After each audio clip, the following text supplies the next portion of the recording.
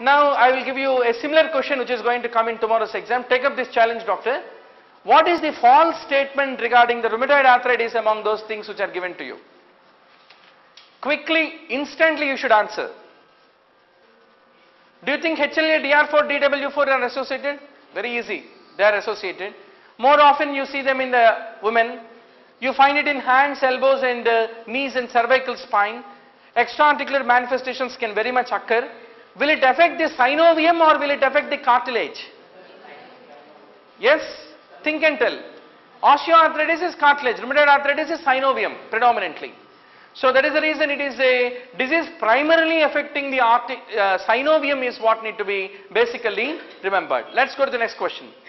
Systemic inflammatory response syndrome. Typically, will it occur only in the infective causes or non-infective conditions also?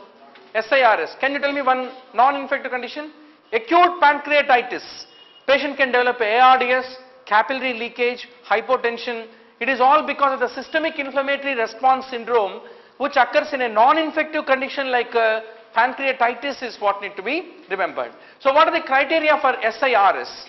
Temperature will be more than 38 degrees, heart rate greater than 90 beats per minute and respiratory rate greater than 20 per minute and PaCO2 less than 32 and WBC count greater than 12,000. This is a criteria which is given which is called as the SIRS, called systemic inflammatory response syndrome, which can occur in both infective and non-infective conditions. Now I will take you to the very important question. I will take, with the permission of chairman, a couple of minutes to extend on this question.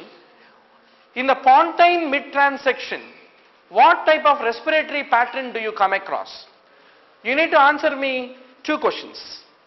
Where is pneumotaxic center of respiration, apneustic center of respiration, dorsal respiratory neurons and ventral respiratory neurons, which of them are associated with inspiration and expiration?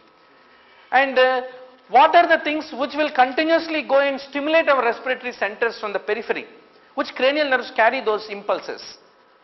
This is very important because this is going to be the question in the tomorrow's exam. Please remember, doctor, in the brainstem you have one midbrain, there is one pons and there is a medulla. Basically there is something called reticular formation which is there located between the midbrain and the pons. So in the pons you have two centers called pneumotaxic center and other is called the apneustic center. In the medulla you are having two types of centers called inspiratory neurons and expiratory neurons.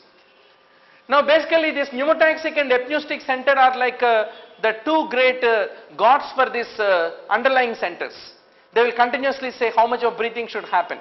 So they are regulatory and these are actually the ones which initiate the whole respiration process and they will be finally innervating through the phrenic nerve, the diaphragm and the intercostals. Now there are continuously signals which come through the cranial nerve 10 from our lungs, that the lung already had enough amount of air, it has stretched so much. So continuously this information will be sounding into the ears of these respiratory neurons by the stretch receptors which come through the cranial nerve 10, that is the vagus. And cranial nerve 9 and 10 will also bring the information by the chemoreceptors and baroreceptors that we are having. So this is the whole story. So now let us look at what happens in a normal resting state in an individual. Respiration occurs because of the activity of this inspiratory center. You can see the inspiratory center which is located in the medulla. And whenever these nerves are shut off, that is once the inspiration is over, once it has shut off, then passively there will be an exhalation. Normally there will be no signal coming from our expiratory center for us to expire the air unless we are forcibly expiring it. The shutting down of the inspiratory center is a signal for passive exhalation to begin. Now let us talk about exhalation center. It is only required, exhalation center which is located in the medulla, it is only required when the activity of forced exhalation is required is what need to be remembered. Now this inspiratory center receives the information from the stretch receptors which come through the cranial nerve 10 and also from the peripheral chemoreceptors, and they come through the cranial nerve 9 and 10. Because cranial nerve 9 and 10, where are they located, doctor? They are located within the medulla. Cranial nerve 3 and 4 are located in midbrain. 5, 6, 7 are located in pons. 8, 9, 10, 11 are located in the medulla. So this rule you should not forget. And once more, anyway, we talked about medulla. What is NTS? Nucleus tractus solitarius. It is a sensory nucleus for N for 9, T for 10, S for 7th. Nucleus ambiguous is associated with the 9th and 10th. And these are very important. Now, pH and PCO2, they are also apprised to this inspiratory center basically. So, who is the hero of our respiration, doctor? It is the inspiratory center is the main hero. Now, how are they spaced? These inspiratory and expiratory neurons, how are they placed? Typically, the neurons associated with the inspiratory center are located between the dorsal part of the medulla. Hence, they are called dorsal respiratory group. Whereas those associated with the expiration are placed in the ventral part of the medulla. Hence, they are called the ventral respiratory group, which also is a potential MCQ which you should basically understand. Now, let us talk about the big boss, apneustic center and the pneumotaxic center. What do they do? Where is apneustic, doctor? Which is lower one? Apneustic is lower, pneumotaxic is higher. Apneusis means what basically? It means to say the inspiratory gasp that we have is called as the apneusis. The function of the apneustic center is to facilitate the inspiration. That is, suppose if you go too long without breathing, then the apneustic center will kick the inspiratory center and say that this fellow is not breathing. Please do it, is what it will tell to the inspiratory center. It is like the elder sister in the school. Early morning you get up, she tortures you that you should go to the school. There she will decide where you have to sit, to whom should you talk.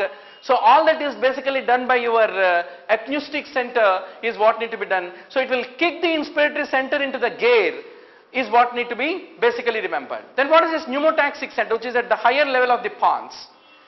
This area typically controls the other two centers. It makes sure that the inspiration does not continue too long. So this is like a girlfriend who says that the inspiration does not continue too long. You won't keep on hearing to what the others say.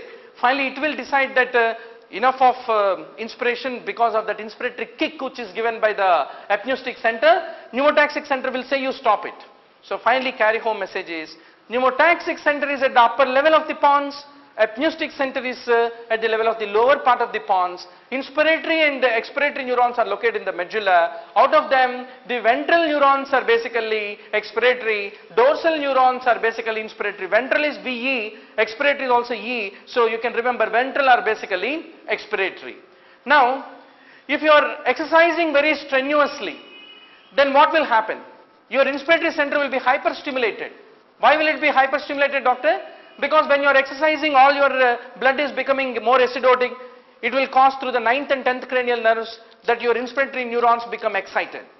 But when you are excited so much, then your pneumotaxic center will come into picture and say that lungs are already bloated, you please stop, further inspiration is not required is what it will say.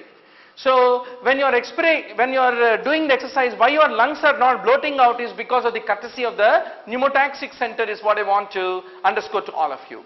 Now, one of the favorite questions asked in the entrance is, what happens if you do the transection at the various levels? Now, let us start with the rostral to pons. That is above the level of, more above to that of the inspiratory and, the pneumotaxic and apneustic center. What will happen? In that situation, little effect is there on the spontaneous respiratory rhythm. Because everything is occurring in the lower floor. What is the use if you cut above that level? That is between midbrain and pons. But if you cut in the midpontine level, then apneustic center below, which is inspiring you to take the inspiration, is working, but the pneumotaxic center, which is stopping you from inspiring, is not working. Then it will remove the tonic excitation, and that leads to a slowed frequency with an increased tidal volume. Why tidal volume become increased? Because inhibition from the pneumotaxic center got interrupted. So slowed frequency but increased tidal volume is what you will come across.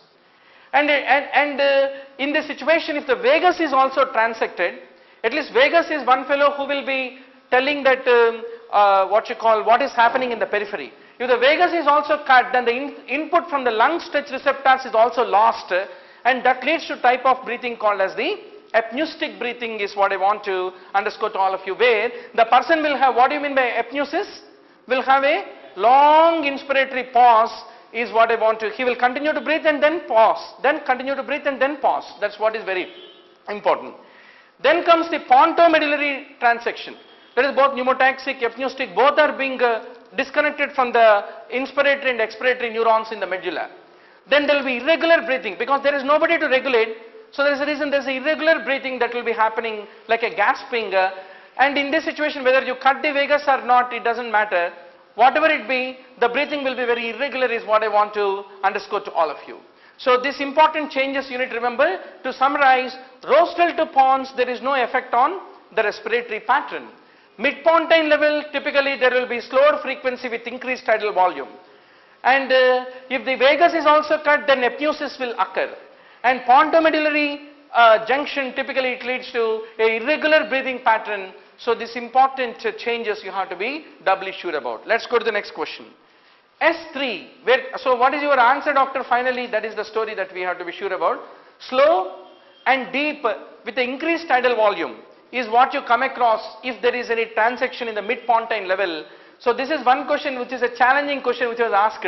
So in the middle of Chorda equina kind of answering suddenly this kind of question, you need to have some concepts in your background. Otherwise any amount of mugging cannot help you in this kind of questions, okay? So S3, where do you hear? Did we come across a similar question in the AIIMS 2006 paper?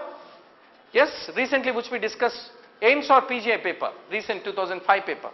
So S3 typically indicates the heart has failed, the ventricle has failed.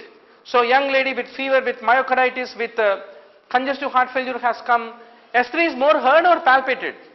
It's more a palpable finding. So S3 is a typical finding is what I want to underscore.